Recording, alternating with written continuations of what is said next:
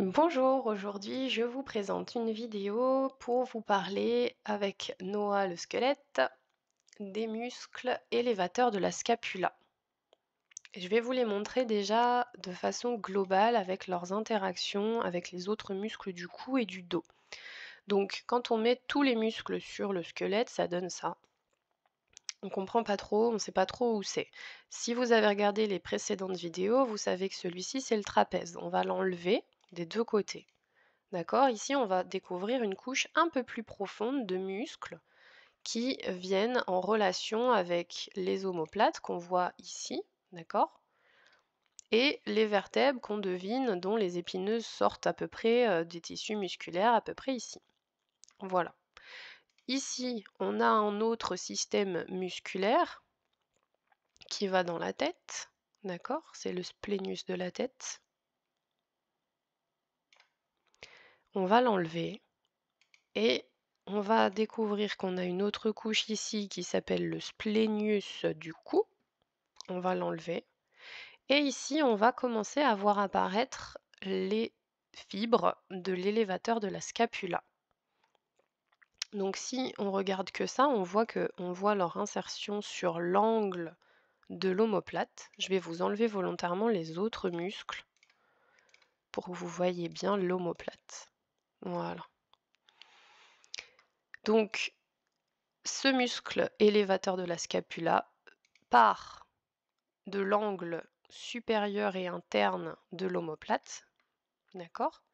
Et il va remonter sur les premières cervicales.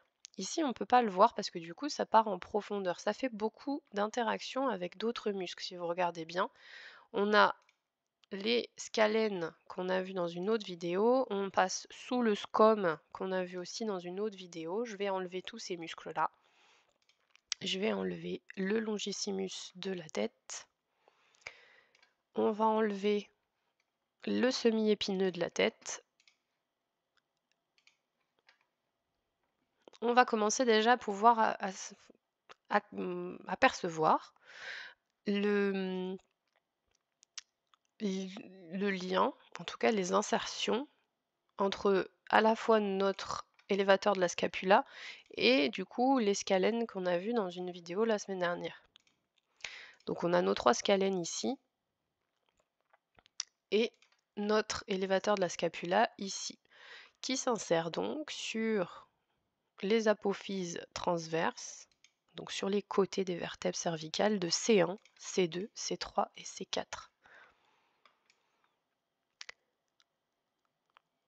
Comme vous voyez, comme il s'insère à l'arrière sur l'omoplate et qui revient sur les côtés du cou, quand il va faire bouger la tête, il va être un petit peu différent des autres muscles. Il va participer à l'élévation de l'omoplate, d'accord? Donc si la tête ne bouge pas et que ses fibres se raccourcissent, on a un omoplate qui va s'élever. Ok, donc ça, on comprend tout de suite que les positions qu'on accumule au cours de la journée avec tout le temps les épaules légèrement soutenues et pas complètement relâchées vers le bas, et ben forcément, ça accumule des tensions de contraction, en plus immobiles, puisque ça reste longtemps dans la même position, dans ces zones musculaires ici. Donc en fait, souvent, on dit qu'on a mal au trapèze, mais parfois on a mal à l'élévateur de la scapula. Donc ça, on peut le corriger en faisant attention de bien baisser ses épaules tout au long de la journée. Et du coup, le stress va venir vous faire monter les épaules sans que vous vous en rendiez compte si vous ne faites pas attention. Ici, il va avoir un rôle de rotation de la scapula. Quand il va se contracter, comme il va tirer le bord interne et supérieur de la scapula, en fait, il va descendre, la scapula, elle va tourner légèrement. D'accord? Donc, c'est pas forcément le rôle le plus important pour comprendre ce qu'il fait.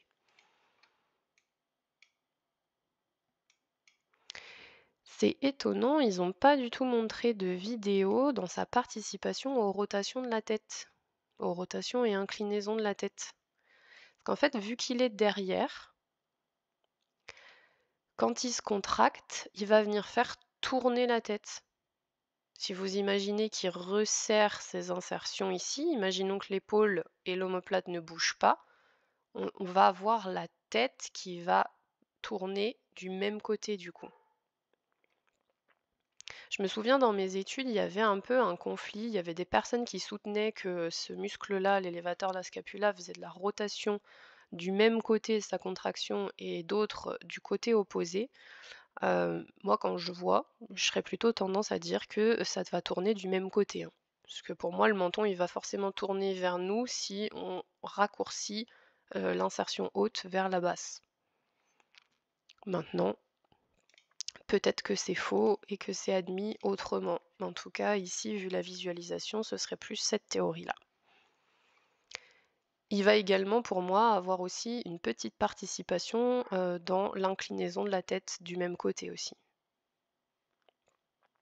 Et pareil, si on imagine qu'il raccourcit ses fibres, forcément, la tête, elle bascule du même côté. Après, c'est pas ce qui fait le mieux parce que si vous regardez bien ces axes de fibres, en fait, il est déjà pré-torsadé. Donc en fait, quand il s'incline, il va tout de suite faire tourner la tête. On va avoir du mal à faire de l'inclinaison pure en fait. Mais bon, dans les cervicales, ça n'existe pas vraiment. Il y a toujours un peu un cumul rotation et inclinaison. Voilà ce qu'il y avait à dire sur les mouvements de l'élévateur de la scapula. On a vu la profondeur à laquelle il était inséré. Et on peut juste remettre un petit visu sur les relations avec les vaisseaux sanguins et les nerfs. Et on va voir que donc c'est surtout les muscles scalènes qui sont en lien avec les conflits vasculaires. Lui, il est plus à l'arrière, il n'est pas tellement concerné par tout ça.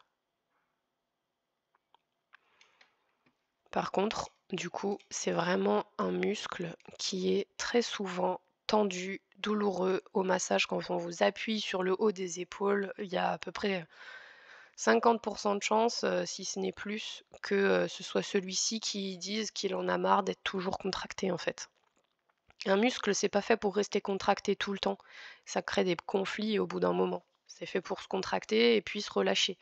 Le problème, c'est quand on a nos vies actuelles, ben, on a tendance à beaucoup plus être contracté et figé dans des mêmes positions que d'entretenir sa mobilité et ses mouvements. Et d'alterner finalement des phases de contraction et de relâchement. Voilà ce qu'on pouvait dire sur l'élévateur de la scapula. Maintenant que vous savez un petit peu mieux où il est et les conséquences qu'il peut apporter quand il est trop tendu, bah, je vous invite à aller réaliser son étirement régulièrement, que je vous mettrai en lien dans la vidéo. Merci pour votre écoute. Connaître son corps pour mieux le comprendre.